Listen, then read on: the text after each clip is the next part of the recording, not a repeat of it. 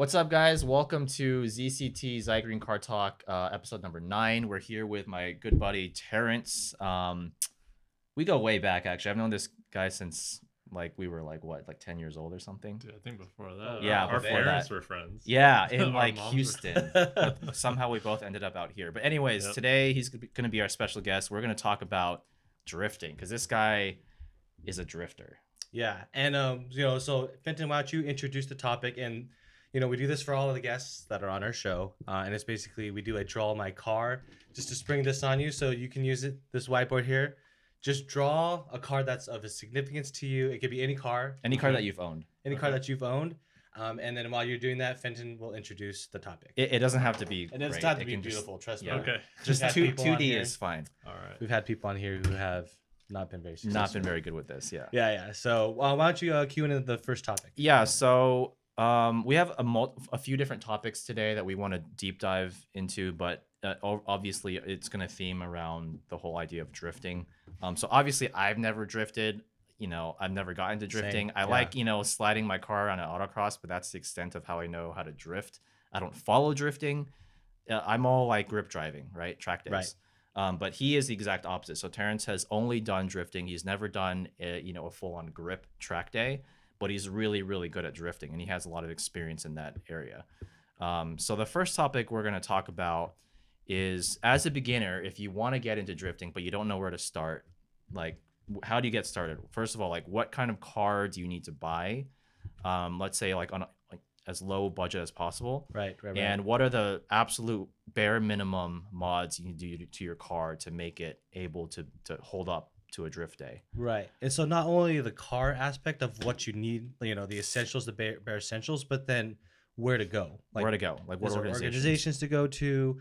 Can you practice somewhere? I mean, yeah, legally. Legally, or maybe Terrence has some insight on that because, he's been in that drift circuit. So I think it'll be really interesting to get that perspective because I'm curious myself, because I, like you and I say, we have zero actual real experience drifting. We have ridden along with Terrence way back when. That was a long time ago. That was a fun. Riot. That was super fun. Yeah. But yeah, so let's just look at the drawing here. It's so obvious. That's by far the best drawing we've had. No, this is really good. That's really good. Oh, the over fenders, man. That looks. Oh man. Okay. No, I mean the wheels. I don't know tried. about the wheel, but I like the over fenders. The and sloped the wing. front hood is kind of stubby, but hey, no, this is top marks. That's marks setting here. the standard. Yeah. So why don't you go over what this car is, and then what is this car? Well, this is probably the only car that's worth that I've owned that's worth mentioning or that's really cool. So this is my drift car. It was a 92 Nissan 240. I've had it. It was my first car since high school. All right. Oh, wow. 17 years old I got it. And it was SR at one point, or at the beginning. Drove around, dailied it, tracked it, drove 100 miles to the track and back. Yeah. Beat on it for years. That's when SRs were legal wherever you were at the time, right? Yeah. And then it was crazy. Back in Wyoming, you can drive. There was no laws compared to California. So that's where you were, right? You were in Wyoming. Yeah, we were. It was open headers, slammed to the ground, no hood. It's a drift car, so it's all ratty. Yeah. Fenders missing, big old intercooler hanging out the front. Wow. And It was loud. Yeah. I remember riding in it once when you first brought it to California. Yeah. It was so loud. Yeah, well, and that's the thing. I wish you got to ride in it after it was LS Swap because that was nothing compared to it. Yeah, I bet. Yeah. I had to wear earplugs and stuff once I went LS. Oh, man. Oh my gosh. But yeah, so it was a 92 240 hatch, SR'd, and then eventually I went LS, Wise Fab angle. Everything was modified. There was nothing stock in it, fully stripped. And we'll show some pictures on the camera. If you send some pictures later, we'll pop it up on the screen. Pictures and videos. So Cool. Well, thanks for sharing that. Yeah. That's pretty awesome. Yeah, we'll definitely show some pictures. But why don't we just jump into the topic of I'm a beginner. Let's talk about car first. Sure. In your opinion, because you've had this car and you've started from the ground up. What do you suggest right now in this day and age as for a good beginner car to get into drift? Maybe name one or two cars. sure. On a budget. Yeah. On a budget, okay.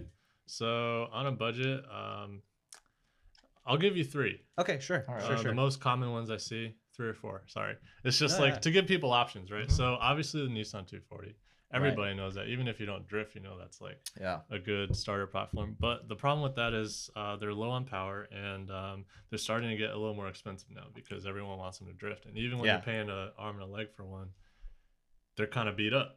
Yeah. People bap yeah. them, hit curbs, and all sorts of stuff. So another good option right now is actually the 350Z, Oh. because they're coming down in price. And you had one of those. Yeah, and they make around 300 horse. They have a beefy diff, beefy transmission, big brakes on it, and even a stock one that all I had was coilovers, and it drifted really well. Really? So that's like a up and coming option right now that everyone You get wants. those for 7-8 grand, right? Yeah. Yeah. For drifting, yeah. Yeah. I mean, that's very so. Like, have you noticed that? Because for me, I never really associated the 350 for like a drift car. But like, Mhm. have you? Maybe I know you're lightly following the scene or part of the scene. Have you noticed an increase of that yet? Yeah, or? lately. Yeah, I would Interesting. say the past 2 years, you see a lot more Z's now. Now that price is coming down. Yeah. Like out the box, like. It's a well balanced car Yeah. too. Yeah. Well, and if coming from 240s, a lot of our upgrades came from 300ZXs. Yeah, Like the we would take brakes the and stuff, right? brakes and Yeah. the tranny and the diff and axles, like everything came off of that. Oh. So the natural progression from that is it's a 350Z, and for the same amount of money, it's ready to go. You don't have to do anything. Yeah, So for So sure. that's a great. I mean, I think that's a good Mhm. point there. So you noticed, or you said you mentioned a few other yeah, other cars. and then so- other ones you'll see is FCRX7s, 3 Series BMWs, like the Oh, really? Oh, yeah. E36s. Yeah, and stuff, right? E36s are getting E30s. really popular. Really? And those are cheap too. Like you can pick those up for less than $2,000. Yeah. They're pretty good. And then also the Fox body Mustang. Oh, yes. That's yeah. really popular. yeah, for V8 sure. power. It has a lot of torque and it's cheap too. And it's Right. ready to So go. so as a beginner, do you suggest like you need the torqueier the car, the better? I'm assuming, right? Is like that's pretty much like one of the main Yeah. key things that you need is a lot of Mhm. torque. Okay. Because it's harder to drift with momentum if you're a beginner, right? It's easier to drift if you just have a lot of power to break the Yes, rear end but loose. it's kind of like it's like a double-edged sword, right? It helps you to drift, but at the same time, it's almost like a crutch that you yeah. rely too much on the power to Oh. slide, and you don't actually build like good fundamentals on like actual skill to drift, where you need momentum and different techniques and actually going fast. Whereas if you have torque, you can initiate really slow and the tires will still spin. Mhm. Got it. Whereas if you're low power like a Miata, you gotta dive into that corner Yeah, and yeah, really yeah. manhandle the car and flick it to get sideways and then maintain it staying Stay sideways. So, yeah. So I mean, is that how like did you feel like you were fortunate to start on the SR then? Because it had some power. power, but Yeah. I mean, you definitely had to have like the skill, I guess, Definitely, to get it definitely. sideways. Yeah, And so I think it was a good. It's laggy mix. too, right? So it's not like a V8 where you just mash the throttle at like Mhm. 3,000 RPMs and Yep. you still gotta like rev it high. Yeah, and that's the other thing. You really learn to drive while keeping the RPMs up high. Whereas in like a V8, keep that you have 2K. torque whenever you want. So The idea of RPMs is just like doesn't matter yeah, when exactly. you have an LS motor. It does yeah. not. And you guys drive like 4 cylinders, so you Yeah. understand. Yeah. like, Thank you for gotta reminding keep- me. Well, I'm just saying, I'm just you kidding. got to keep the RPMs up just to be in the power band. Yeah, so, yeah. So that's just how it is. So yeah, I would say that was a huge help. And then also, back then I lived in Wyoming. That was 7,200 feet. Oh, so, So you needed having that a turbo. Like made me pretty much perform as if I was NA, NA Miata down here at sea level. yeah, yeah. So the people that had Ks back there, the stock motor in a 240 really struggled. Because those they are had like no what, power. 140, Yeah, 150 horsepower 130, 140 Oh, it's- and then horsepower. with the nothing. elevation change, Yeah, you're like you're not probably putting out making anything. 80 horsepower to the wheels. Yeah. So even more to the fact that you learned momentum Mm-hmm. with given your environment and the Exactly. car. Yep. Great. So Nice. yeah, you were saying SR20, or you're saying 240 SX, 350Z, which was a surprise to me. Mhm. The BMW, and then The also Fox bodies. and Fox stuff. body. So that's a good collection of cars that you could look into to start modifying. I'm sure like the community, like drift wise for all of them, they have forums and everything that you could Mhm, research mhm. and learn about them. But then, so now I say I do get that car, Right. whatever car you suggested. what do I do now? Like, I want to get into drifting. Like, where do I and sign up? do I start? I mean, I don't suggest this at all, but do you just start trying to skid and you No, shouldn't let's do not that. go You that know, so we're route. not going that route. But like, Uh, what are like some routes or like groups, and then you pick a group. What do you do at those kind of events to get into drifting? Per Sure. se? Well, as you guys would probably agree, in one track day you'll learn more than years on the street. Yeah. Doesn't matter how many canyon days you do. Yeah. One track day is going to change your whole Exactly. perspective. Like at one point I was just all about track days. I was like, dude, I can learn so much. I can really push the limits. I can go 11 tenths out of this and Yeah. not be worried about cops hitting the house, hitting cars, Yeah, just yeah. way better. So definitely recommend track days. Here, the main organizations for like getting a lot of practice runs would probably be Outlaw Drift. Okay. And that's they host events in Stockton, and that's just like a open parking lot with cones. And but you can still get to pretty good speeds. You can hit like top of third, so you're diving in around maybe like 60, 70 mile an hour entries, which is pretty decent for a parking lot. Was that the event that me and Matt went to that one time? That was in Stockton. That was the same organization, but that was Stockton 99, which they also host sometimes, just a few miles away. And it's an oval track with the two different bankings that are different sized banks, and then a figure eight through the middle. So that was really fun. Like even though it was just like an autocross type of setup, like the cones were placed like pretty cleverly to where you can carry some big speeds. Exactly. Yeah. Yep. Cool. And so like you mentioned, that particular organization. So say I do sign up for it and I'm a complete noob. Do they have like instructors or like, I'm thinking like, I'm just putting myself in that, newbie person's shoes, and like, do I just go out there and I just try to foot the wheel, or like, what would I do out there? Yeah. I mean, it's because it's kind of still like a new sport and an evolving sport. There's a lot of, it's not like as regulated and official as, SCCA or road racing, at a proper track. Although I forgot to mention, Sonoma Raceway hosts a lot of events too. Every Wednesday, it's $40, and and it's all you can drift, and they have a huge lot as well. Wow, and that's really cool. And then they have the Wednesday night drags going on at the same time. So if you want to go hang out, watch drifting and drag racing, it's super fun. That's awesome. And there, same thing. It's just I don't think there's much instruction. I've heard that there's some guy that teaches drifting out there, and you can like pay some money and they rent you a SC300 or something. But I'm not too sure about that. I don't know too much about that. But it's mainly kind of scary, I guess. You just go out there and figure out yourself. Just figure it out. You ask people, you watch people. You can the cool thing is everyone's really cool and friendly, so you can just hop in their car, obviously ask and just ride with them, watch what they're doing, feel how fast you have to go, when you get on the gas, when you get on the brake, how you steer. And then of course you can always ask people to ride with you and they'll give you pointers. So it's kind of just like help yourself kind of a thing. There's no like formal education. You just gotta I'll say that's kind of similar to some track day organization like grip driving. Like, I mean, I won't name any names, but like sometimes they just don't give you an instructor. So what are you gonna do? Like, you just gotta figure it out. Like, follow the person in front of you. It's like a entrepreneurial thing. You just gotta I guess figure it out. No one's gonna give you the roadmap. Interesting. So I mean, that's a good point. So but I think the point you made about the community, everyone being helpful, I think that's really a good point. So like, you're gonna feel nervous, obviously. Like, I'm just putting myself out there. Like, if I went there, I'd be so nervous to just even get out there. But I think if they know you're a beginner, they kind of expect you to fail and to learn. So I think that's really encouraging to hear that, you can go out there and, look like a complete. The thing about drifting is that there's there's an obvious feedback if you're doing it right or not.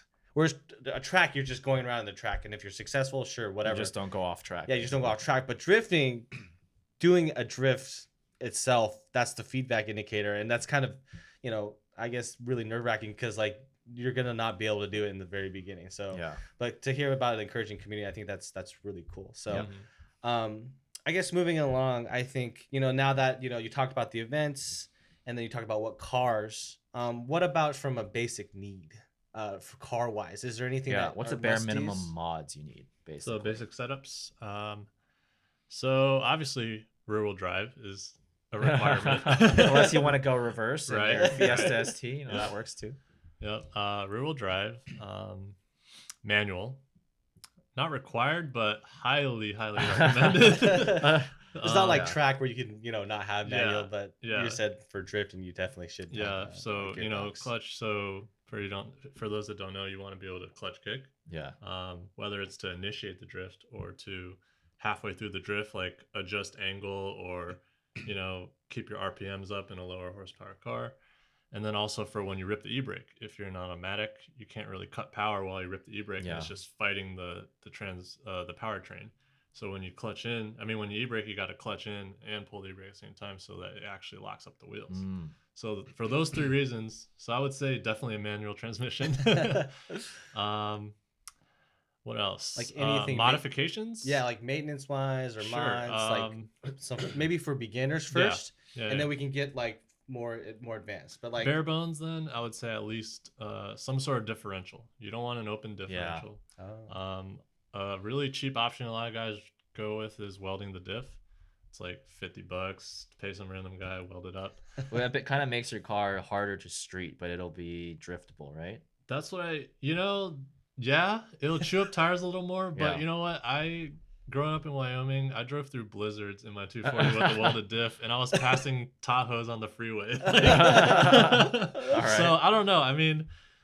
It's just preference, right? Okay. Obviously, it's going to be more wear and tear on your axles and diff and your tires. So Okay. you'll be chirping around when you're parking in parking lots. So yeah.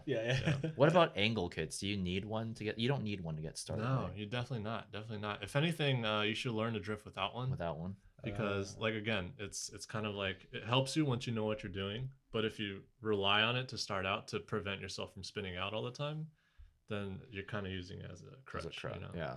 So I didn't have an angle for probably my first 3 or 4 years of drifting. Okay. Yeah. Okay. I just did stock angle and kind of learn where your limit is and drive around that. Yeah.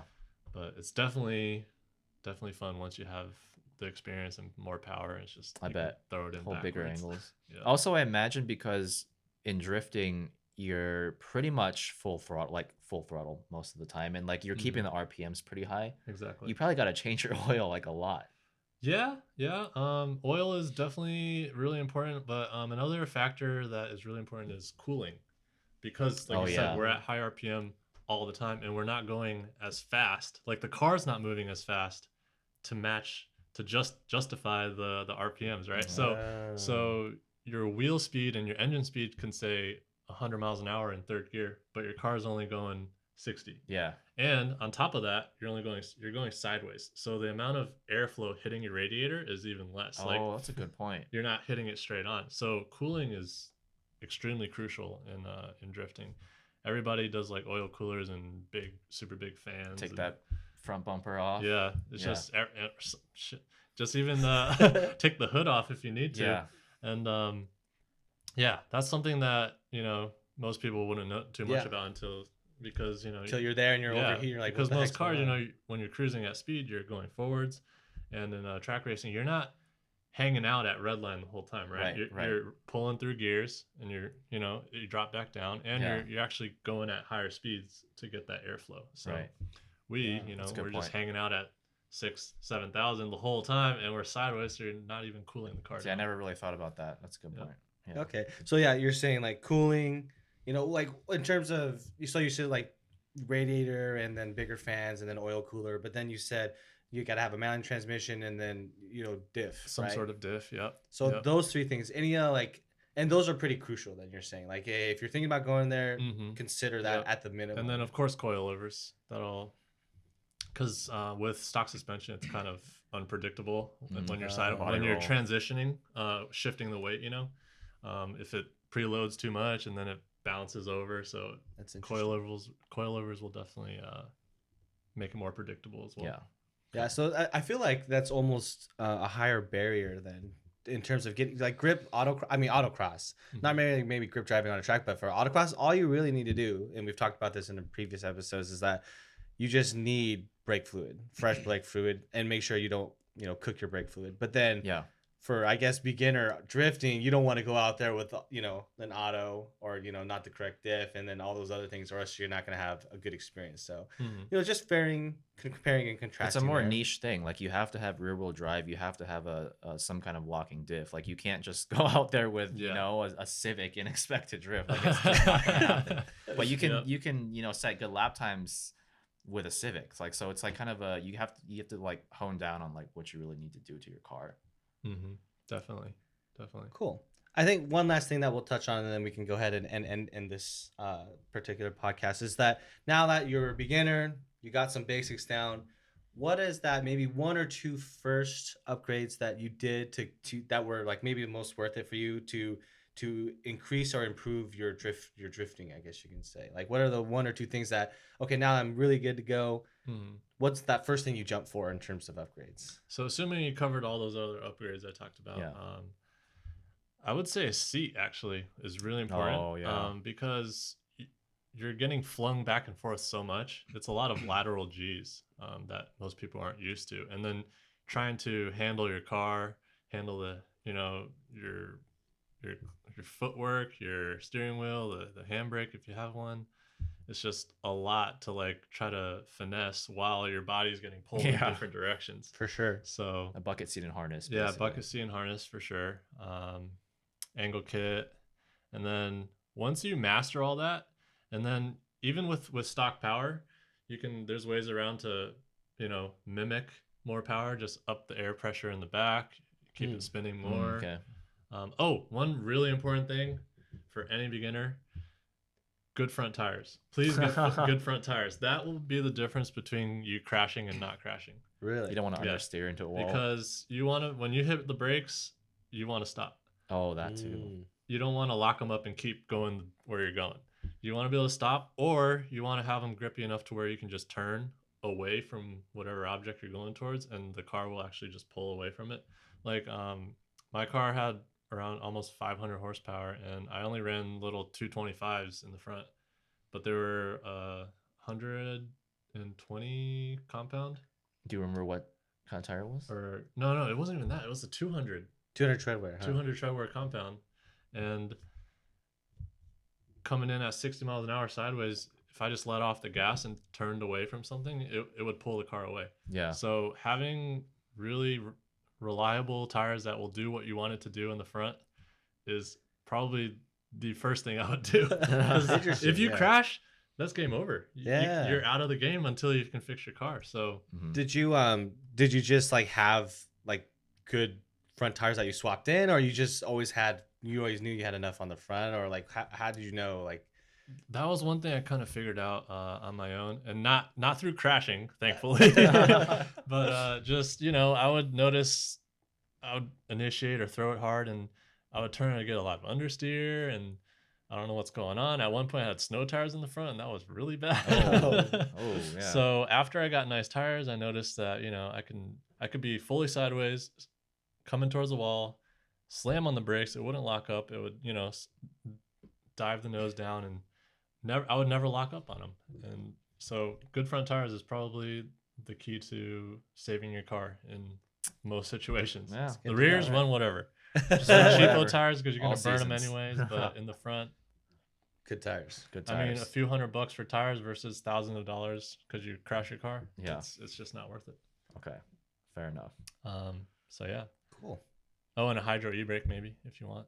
Oh yes, that's a big drift thing. Yeah, I bet. Yeah, but not necessary. So that's where you're going to like some of the more advanced techniques, like you were talking about clutch kicking earlier. I mean, this could be a whole nother topic, so we won't go into it. But yeah, like hydro e-brake, that's definitely an advanced power thing. Of course, once you're ready, power, angle, and yeah. Okay, good to go. Cool. All right, so why don't you take us out? All right, so I guess so that's gonna be our first little video we're doing on the drifting kind of series. We'll make a part 2 of this video where we get a little bit more in depth into some parts of the topic. Thanks guys for watching. As always, let us know if you have any suggestions for future videos, and thanks for watching. We'll see you guys next time.